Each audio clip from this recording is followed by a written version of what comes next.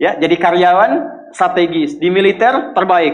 Terbaik tuh gini, di tempat terbaik yang memuliakan tuh makom namanya. Makanya kuburan sering disebut makam kan? Ya kan? Maksudnya apa? Maksudnya Anda selama hidup berkaryalah yang baik, ibadah yang benar, sehingga Anda wafat pun terhormat. Ya, kata makom itu pertama kali di Al-Baqarah ayat 125, makom Ibrahim. Ya. Ketika Allah sampaikan dalam Al-Qur'an, didapatkan di situ makom Ibrahim, wa idz ja'alna al-baita mathabatan lin-nasi wa amna wattakhidhu min maqami Ibrahim. Makanya kalau kita tawaf, itu dari mulai Hajar Aswad kan sampingnya dekat sekitar 5 meter ada makom Ibrahim kan? Itu tapak kaki pertama beliau meninggikan pondasi Ka'bah dan di situ diabadikan kemuliaannya sampai beliau wafat. Dikenal sampai sekarang. Ya, setelah sekian abad. Jadi kalau kita ingin terhormat dan masih dikenang sampai kapanpun, itu makom namanya. Tapi ada cara yang lebih hebat. Anda di posisi itu, lawan pun mengakui memang Anda yang pantas ada di situ. Itu namanya makom mahmudah. Makom mahmudah. Siapa yang bikin urutan 100 tokoh paling berpengaruh di dunia? Siapa? Saya tanya, yang nulis siapa namanya? 100.000? 200.000? Dia cari langsung di Google tuh. Lambat mas, waktu habis. Michael Chart. Dia yang nulis, maaf ya. Urutan pertamanya siapa? Muhammad SAW. Yang nulis itu muslim atau bukan? Kok bisa tergerak hatinya untuk menempatkan seorang nabi muslim di tempat pertama? Saya tanya begini, kenal Abu Jahal nggak? Ya Allah, makin siang nih nggak fokus nih. Saya kira cuma di Bengkalis saja yang kenal Abu Jahal, sini kenal juga. Baik, Abu Jahal itu, apakah orang ini tidak kenal Nabi? Kenal. Orang ini tahu, kalau saya sebut orang ini berarti kurang bagus ya. Kalau saya sebut beliau berarti baik ya. Abu Bakar saya sebut beliau, Abu Jahal orang ini. Maksudnya Abu Jahal. Apakah orang ini tidak tahu kalau Nabi itu mulia? Tahu. Nabi unggul. Nabi hebat kan? Jadi mengakui sebetulnya Nabi unggul. Dan gulat dengan Nabi itu dalam olahraga kalah. Dia tahu Nabi itu kuat. Ya. Di dalam cinta juga tahu Nabi paling unggul. Abu Jahal melamar Sayyidah Khadijah ditolak, Nabi nggak lamar, Sayyidah Khadijah minta dilamarin. Ya. Dari sejak itulah dia nggak mau tahu semua yang dari Nabi, pokoknya semua harus jelek. Walaupun dia tahu itu baik. Nggak kenal, sampai nggak menanamkan pada dirinya nggak ingin kenal kebaikan Nabi. Nggak ingin kenal pada sesuatu, itu jahlun namanya. Jadi kalau ada mbahnya yang paling bodoh, yang nggak pengen tahu, itu Abu Jahal namanya. Maka sejak saat itu orang ini disebut dengan Abu Jahal. Tapi Abu Jahal pun itu meyakini kebenaran, kekuatan Nabi, cuman karena iri saja. Gitu. Tapi dia nggak bisa nolak. Menilai seseorang di tempat terbaik, yang kita nggak bisa nolak dan mengakui memang dia orang yang terbaik, itu namanya makom mahmudah. Tahukah Anda? Jalan untuk mencapai makom mahmudah itu nggak akan mungkin kita dapatkan kecuali mendekati yang punya semua makom, yaitu Allah Subhanahu wa Ta'ala.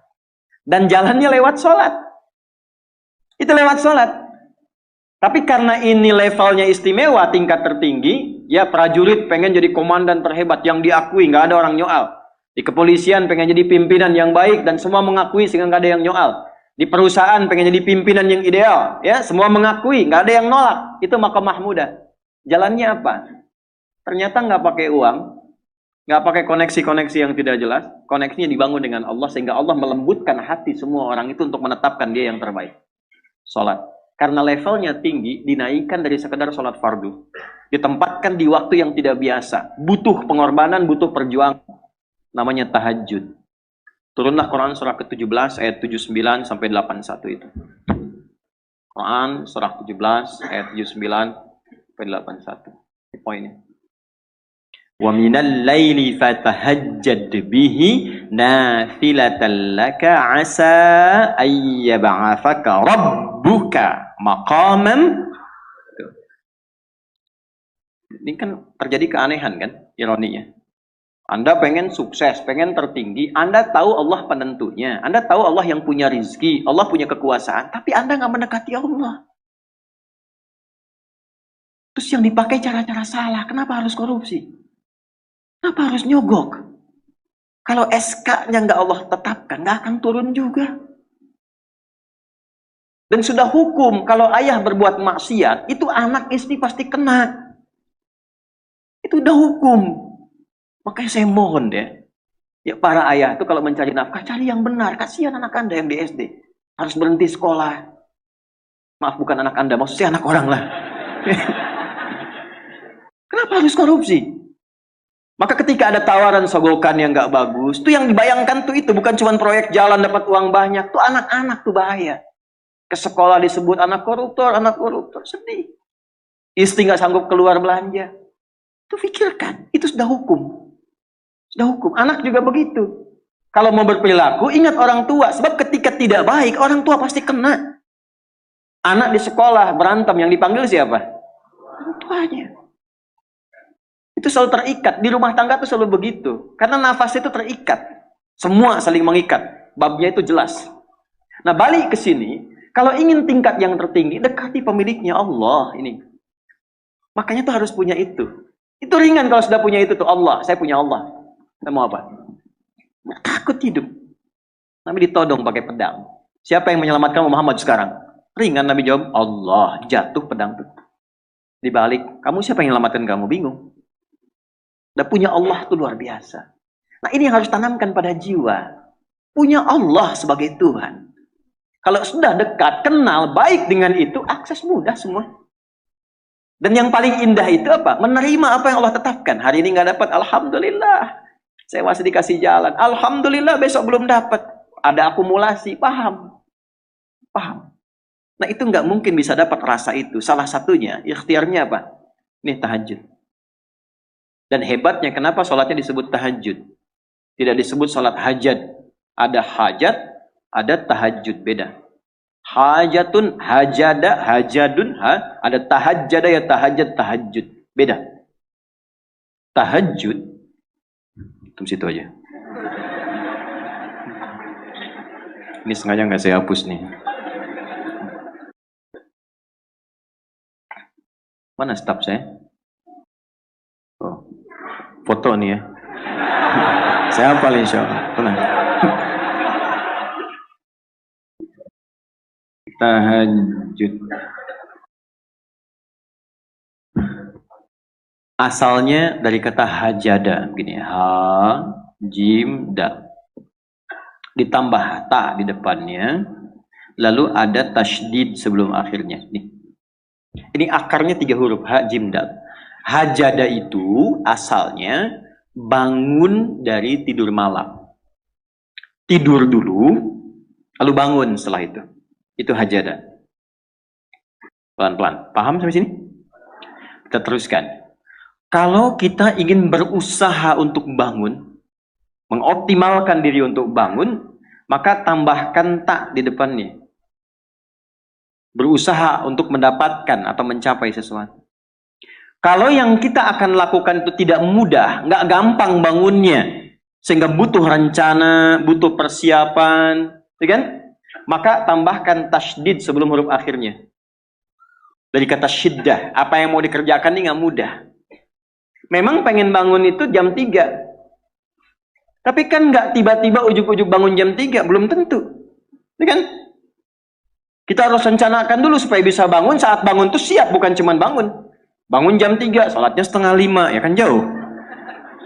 Maka untuk bangun jam 3 itu butuh persiapan, nih syiddah. Maka rencanakan, pasang alarm 3 kali. Misal yang ikhtiarnya jam 2, jam 2.15, jam 2.30. Alarm jam 2 untuk mematikan alarm yang kedua. Gitu kan? Yakin saya, Anda kalau pasang alarm malam tuh nggak satu, yakin? Bangun, ceklek, mati. Minimal ingat akan ada alarm berikutnya kan? Nah itulah tak. Allah itu sudah tahu modus-modus kita itu. Karena alim maha mengetahui. Detailnya kan kita lakukan kan Allah sudah tahu. Alarm yang kedua, membangun kesadaran paripurna. Peringatan kedua. Kalau pengen bangun, bangun. Enggak, tertidur. Maka ketika sampai pada alarm ketiga, sudah sadar kita. Bapak, Bu, alhamdulillah. Lebih baik telat daripada enggak sama sekali. Bangun. Nah ini. Kalau kita tarik ke implementasi hidup, pengen level tertinggi itu butuh perjuangan. Latihan dulu, kan? Menguras fisik, energi, tenaga, biaya. Hasilnya indah. Tapi ada jalan cepat untuk mendapatkan itu. Nih, aksesnya bangun kepada Allah. Gitu. Kalau kita tingkatkan ini, itu luar biasa. Jadi itu. Jadi. Nah, kalau ini terus ditingkatkan, terus tingkatkan, nanti membangun value yang terasa. Ada nilai-nilai yang terasakan, kita merasa lebih dekat dengan Allah. Yang biasanya tadi dipanggil azan baru ingat sekarang, baru selesai subuh udah ingat isya.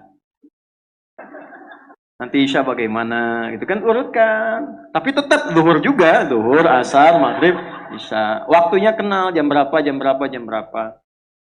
Bahkan dipetakan, saya nanti akan ke sini, masjid yang terdekat di situ. Jadi lihat peta itu, ya, lihat peta jalan, saya nggak sebut nama supaya nggak endorse.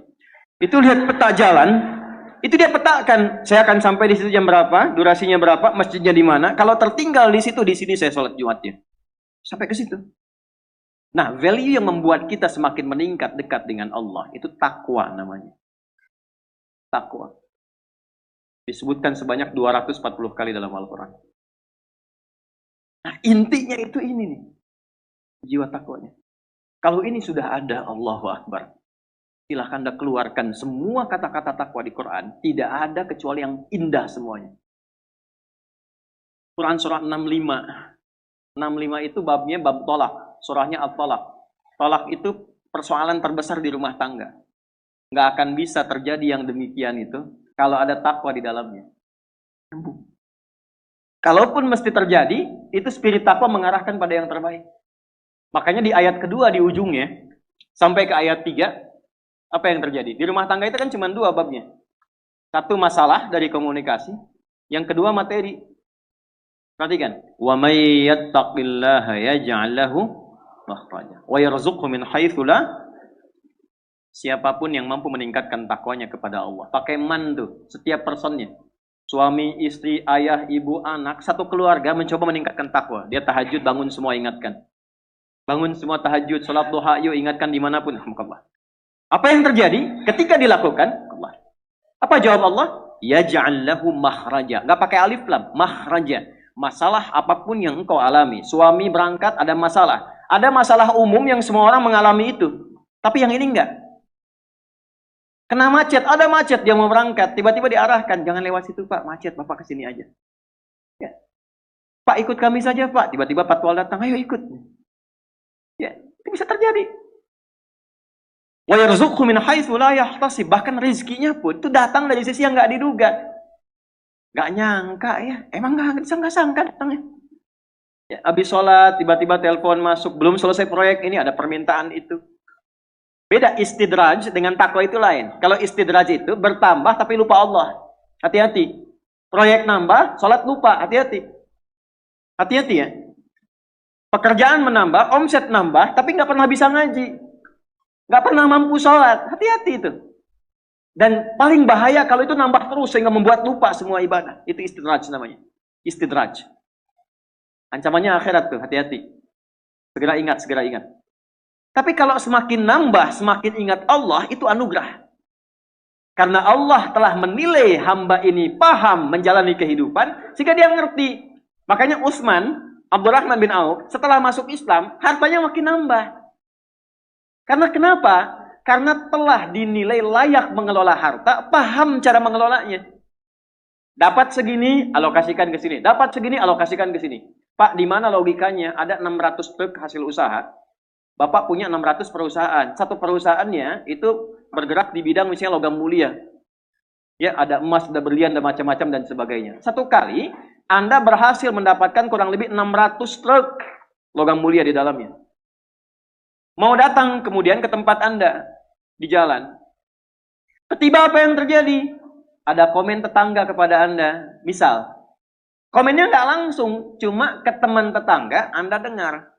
Waduh, Pak Asep hisabnya luar biasa kayaknya ya. Hisabnya, bukan berliannya. Hisabnya luar biasa, terus nyampe di telinga Anda. Kira-kira ketika mendengar itu respon Anda apa? 100.000?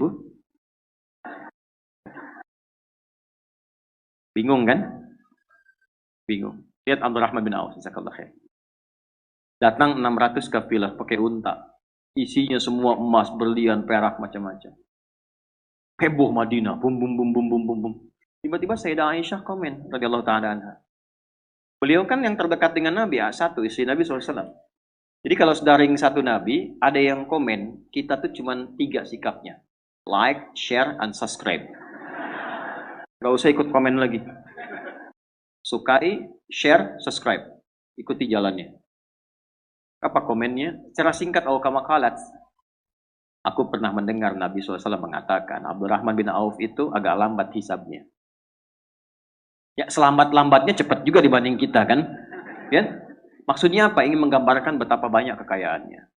Scan, checklist, semua. Ketika mendengar komen itu, apa kata Abdurrahman bin Auf? Saya jadikan semua yang baru datang itu saya sedekahkan semua untuk orang Madinah. Supaya mempercepat hisabnya itu. Saya sedekahkan semua. Bisa nggak begitu? Coba lihat handphone antum itu.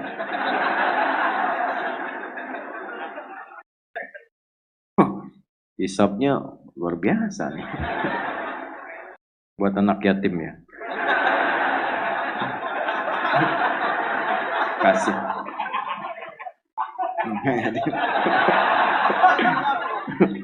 Antum yatim itu kalau belum balik. Ini udah bisa nyari sendiri. Dari perjalanan yatim itu butuh perhatian. Banyak di luar anak-anak yang masih butuh perhatian. Yatim ya. Nah, mudah. Ini nah, itu yang maksud saya katakan, itu nggak mudah. Tapi kalau kita diberikan anugerah oleh Allah, pandai mengelola sesuatu sesuai dengan kehendak Allah, ini kasih semua. Ilmu dikasih. Ya, kalau ingin percepatan pengetahuan, teman-teman yang masih belajar di kampus dan sebagainya, saya kasih rahasia ya, dan ini saya praktekkan. Saya sejak khususnya, saya ditalakikan doa oleh ibunda kami, tapi saya optimalkan prakteknya saat di pesantren. Ini rahasia di antara kita saja ya, saya kasih tahu nih. Dari Quran. Ternyata akselerasi pengetahuan itu bukan didapatkan dari sekedar perjuangan kita untuk belajar, membaca, kemudian ikhtiar intelektual dan fisikal, tapi ikhtiar spiritual itu mengaktifkan semua potensi-potensi akselerasi pengetahuan kita supaya kita dapat lebih cepat dari standar yang biasa dilakukan. Itu ada rumusnya di Quran surah kedua Al-Baqarah di akhir ayat 282. Ibu kalau mau juga bapak untuk anak-anak cucu-cucunya boleh. Lihat ujung ayatnya, paling kiri sebelah bawah, langsung lihat ke ujung. Quran surah kedua Al-Baqarah di akhir ayat 282. Wattaqullah wa yu'allimukumullah. Wattaqullah, tingkatkan takwamu kepada Allah. Bangun akses dengan Allah. Yang maha punya pengetahuan siapa? Allah. Karena itu disebut alim kan? Ya kan? Kalau kita aksesnya kuat, wa yu'allimukumullah, Allah langsung yang mengajarkan kepada kita bahan-bahan pengetahuan itu. Bukan nggak belajar, bukan, tetap belajar. Tapi yang terjadi apa? Ketika dalam belajar itu tahajudnya meningkat, duhanya meningkat, rawatibnya meningkat, Allahu Akbar. Dan dilakukan karena Allah, bukan karena pengetahuannya. Lillah. Itu baru dengar satu kalimat, kita paham arahnya mau kemana. Dan belajar apapun cepat. Itu yang terjadi. Imam Al-Bukhari dengan ingatan yang kuat tadi, jangan dikira itu hampa begitu saja, belajar dapat, tidak. Itu dari mulai ayah ibunya. Ya, bahkan nanti saat lahir, kedua tahun ayahnya meninggal dunia, ibunya single parent, tapi ibunya nggak berhenti mendekati Allah. Usia 4 tahun matanya buta. Buka Fathul Bari itu, jilid pertama. Itu buta Al-Bukhari itu matanya. Dan butanya permanen. Permanen, medis mengatakan nggak mungkin. Apa yang terjadi? Ibunya tidak putus mendekati Allah. Beliau punya mihrab, Bu. Mihrab, tempat khusus untuk bermohon. Walaupun sehamparan sejadah. Itu Allahu Akbar. Ini kisah nyata. sholatnya, doanya, sujudnya. Dan Allah ganti penglihatan yang tak tampak di fisik itu dengan tajamnya mata hati. Al-Bukhari punya keunggulan. Dari amaliyah ibundanya asalnya, mengalir kepada anaknya, itu kalau diperdengarkan apapun seketika langsung ingat dan sulit lupa. Al-Bukhari. Langsung ingat. Dan tidak cukup sampai di situ. Begitu berangkat kemudian ke Kutab, tempat belajar Quran pertama, usia masih kecil, belum balik, sekitar 4-5 tahun. Dituntun oleh asisten rumah tangganya, itu sampai ke tempat belajar, yang lain senior, beliau masih kecil sendiri.